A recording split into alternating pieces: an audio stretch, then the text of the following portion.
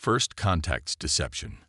Commander Sarah Martinez watched the alien fleet emerge from hyperspace, their crystalline ships casting prismatic reflections across her command center's viewing screen.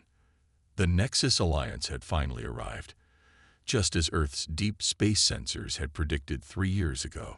Everything was proceeding according to the Mirage Protocol. "Status of our defensive grid?"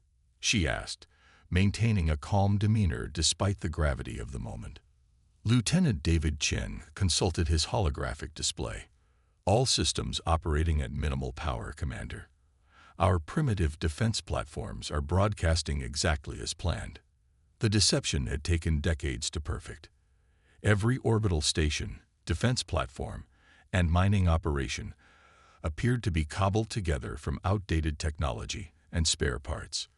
In reality, each installation housed quantum-grade weapons systems and temporal shielding that would revolutionize warfare if the Alliance ever discovered them. The alien ships arranged themselves in a perfect geometric pattern, their formation reflecting the rigid hierarchy and standardization that defined their civilization. A communication request flashed across Martinez's screen. "Greetings, Earth species." The translated voice carried unmistakable condescension. "I am High Commander Vextol of the Nexus Alliance Survey Fleet. We have monitored your technological development and determined you require guidance to achieve proper galactic standards." Martinez allowed herself a small smile. "Welcome to Earth space, High Commander. We are honored by your assessment of our capabilities." She gestured to a nearby technician, who initiated a carefully choreographed display of technological incompetence. Several defense platforms vented excess plasma, while mining ships wobbled in their orbits. Vextol's mandibles clicked with disapproval. "Your installations lack proper efficiency protocols. The Alliance will provide standardized templates for all military and civilian operations." "How fascinating," Martinez replied. "Though I wonder, High Commander, have you considered that standardization might have limitations?" Before Vextol could respond, one of their scout ships detected an anomaly, exactly where Earth's forces had planted it. A piece of space debris drifted toward their formation, appearing to be nothing more than a defunct satellite. "Control your derelict technology," Vextol demanded. Martinez's smile widened. "Oh, that old thing. I should mention that appearances can be deceiving in Earth space." The satellite suddenly shed its outer layer, revealing a quantum scanning probe that collected more data about the Alliance fleet in 30 seconds than they had gathered about Earth in 3 years. Vextol's crystalline carapace flickered with anger. "This deception violates Article 7, Section 3 of your own First Contact protocols," Martinez interrupted smoothly. "All civilizations retain the right to protect their technological secrets during initial diplomatic exchange. We've studied your laws quite thoroughly."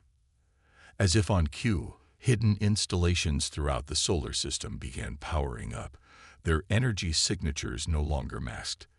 The Alliance's tactical officers must have been overwhelmed by the sudden flood of data about technologies they had never encountered before. "Everything you've seen since entering our system," Martinez continued, "has been exactly what we wanted you to see. The real question is, what haven't you seen yet?" The hidden arsenal. The Nexus Alliance's War Council erupted in chaos as Vextol's report concluded. Holographic displays showed Earth's orbital defenses transforming, shedding their primitive facades to reveal technologies that defied Alliance understanding. Supreme Counselor Xandor raised his crystalline appendages for silence.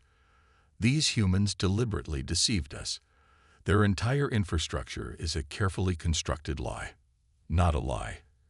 Commander Martinez's hologram materialized in the center of their chamber. A lesson in assumption.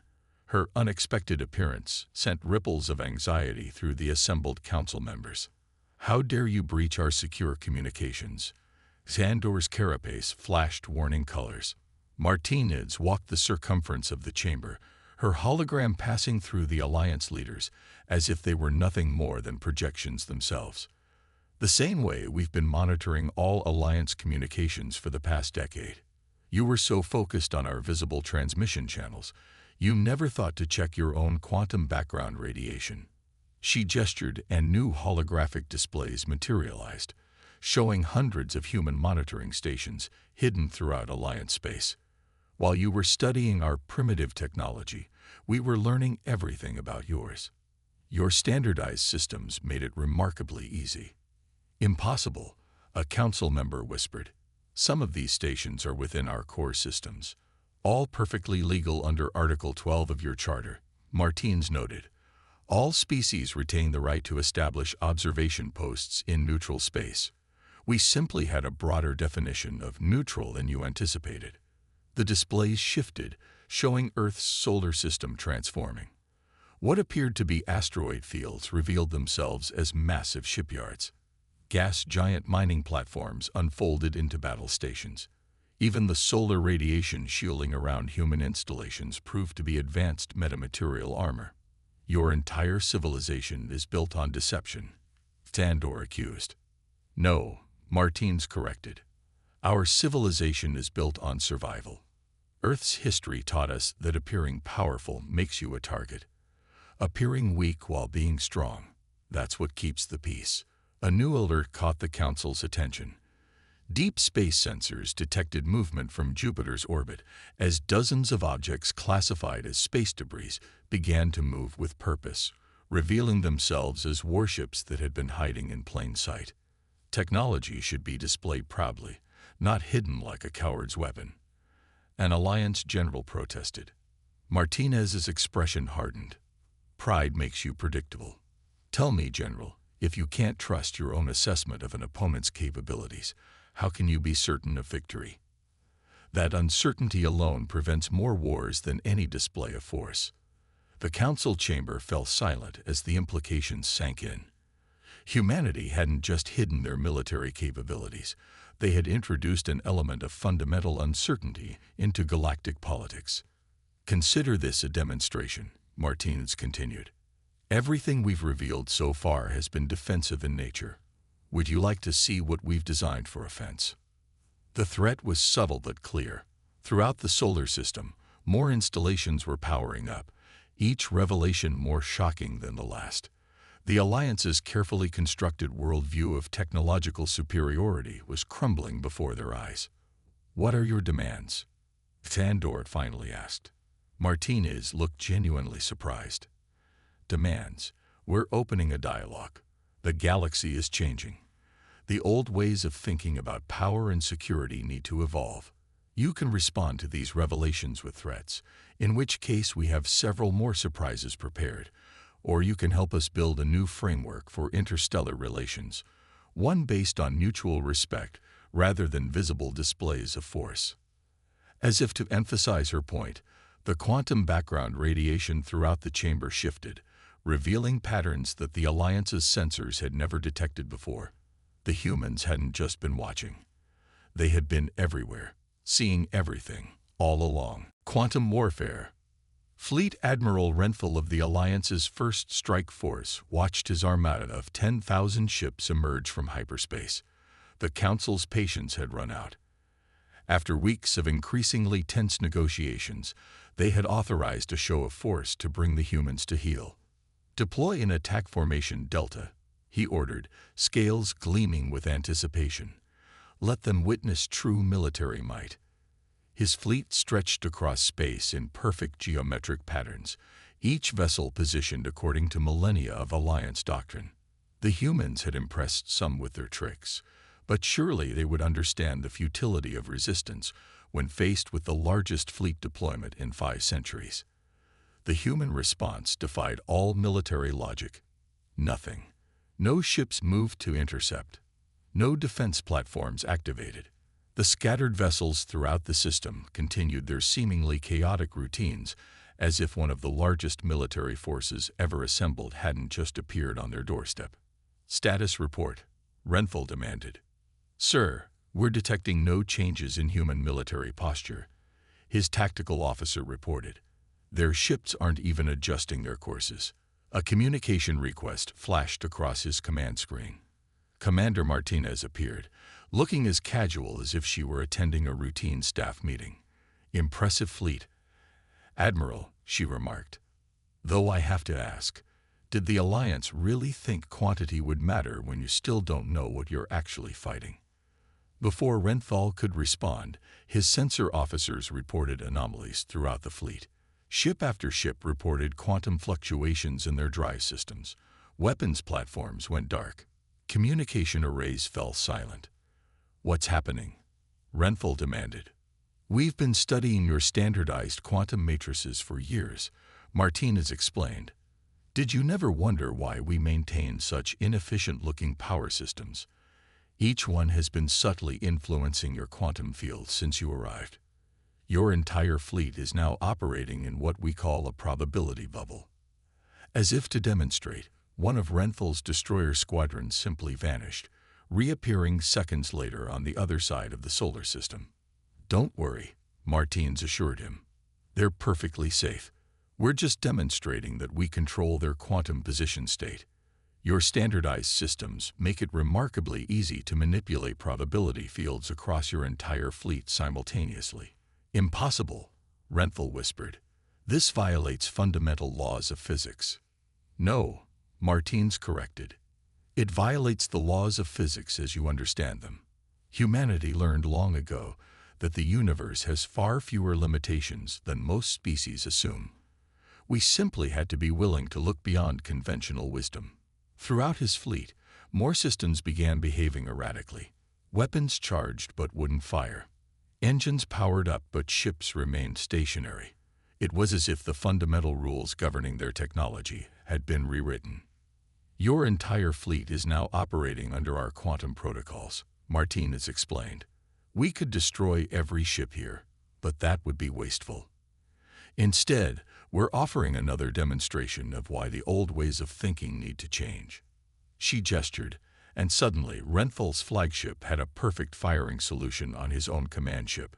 Your targeting systems now recognize your standardized drive signatures as hostile.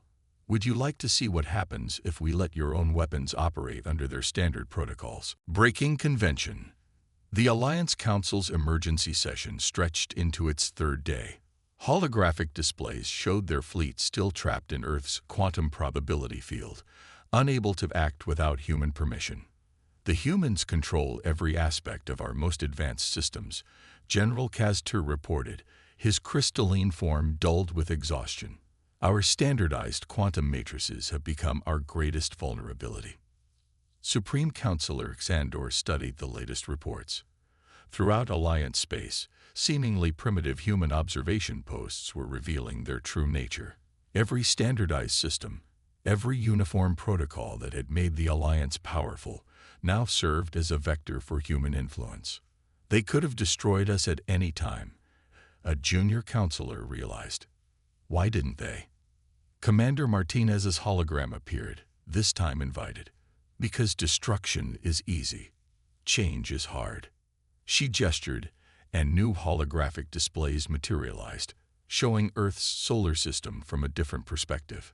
What had appeared to be chaos, the seemingly random placement of stations, the irregular patrol patterns, the inconsistent energy signatures, now revealed itself as an intricate dance. Your standardization made you powerful but predictable, Martinez explained. We chose a different path. Every human installation is unique, every system configured differently. What looks like inefficiency to you is actually adaptation. The displays shifted, showing human ships and stations reconfiguring themselves in real time, each transformation unique and unpredictable. We built our civilization on the principle of controlled chaos. Every system can change its function. Every weapon can alter its signature. Every defense can become an offense. But nothing works together, Castor protested. There's no uniformity, no standard protocols. That's where you're wrong, Martinez smiled. Everything works together precisely because nothing is the same. We call it dynamic compatibility. Each system learns to communicate with others in real time, adapting its protocols to match the situation. She waved her hand, and suddenly the Alliance fleet's quantum bubble dissolved. Their systems returned to normal, but something had changed. The standardized protocols that had governed their technology for centuries had been subtly altered. "We've given your ships a gift," Martinez explained. "They can now operate under our dynamic compatibility protocols. Your weapons are yours again. Your engines respond to your commands. But try to use them against us." A demonstration appeared in the holographic display. An Alliance destroyer attempted to target a human installation. Its systems immediately reconfigured themselves, weapons powering down, engines redirecting. The ship's own protocols protected human assets as if they were Alliance vessels. "You've infected our entire military network," Sandor realized. "We've evolved it," Martinez corrected. "Your standardization was a dead end, a perfect system that couldn't adapt. We're offering you a chance to grow beyond those limitations." Evolution of power. 6 months after the Alliance fleet's failed show of force, the Galactic Concordat gathered for its first session. Representatives from 100 species filled the massive chamber, their attention focused on the central platform where Commander Martinez stood alongside Supreme Counselor Xandor. "The age of standardization is over," Xandor announced, his crystalline form refracting light in previously impossible patterns, the first visible sign of human dynamic compatibility protocols at work. "Humanity has shown us that true strength lies not in uniformity, but in adaptation." The chamber's holographic displays showed the transformation spreading throughout known space. Alliance worlds were embracing human principles of dynamic compatibility, their technologies evolving in unique and unexpected ways. What had begun as a military revelation was becoming a cultural revolution. "We didn't come to dominate," Martinez addressed the assembly. "We came to catalyze. Every species here has the potential for innovation that standardization has suppressed. We're offering tools, not commands. Knowledge, not control." To demonstrate, she activated the chamber's quantum field. The entire station began to reconfigure itself, each section adapting to the specific needs of its occupants. Environmental systems shifted to match dozens of atmospheric requirements simultaneously. Translation matrices evolved in real time, allowing for deeper understanding beyond mere word conversion. "This is what humanity has been preparing for," Martinez continued. "Not war, not conquest, but evolution. The galaxy is too vast, too diverse for any single approach to govern it all." A younger Alliance member raised an appendage. "But how can we maintain order without standardization?" "By embracing controlled chaos," Martinez smiled. "Look at Earth's solar system now." The displays shifted, showing human space in its full complexity. What had appeared random now revealed itself as an intricate dance of adaptation. Every installation, every ship, every system constantly evolved, learning from each other, growing beyond their original purposes.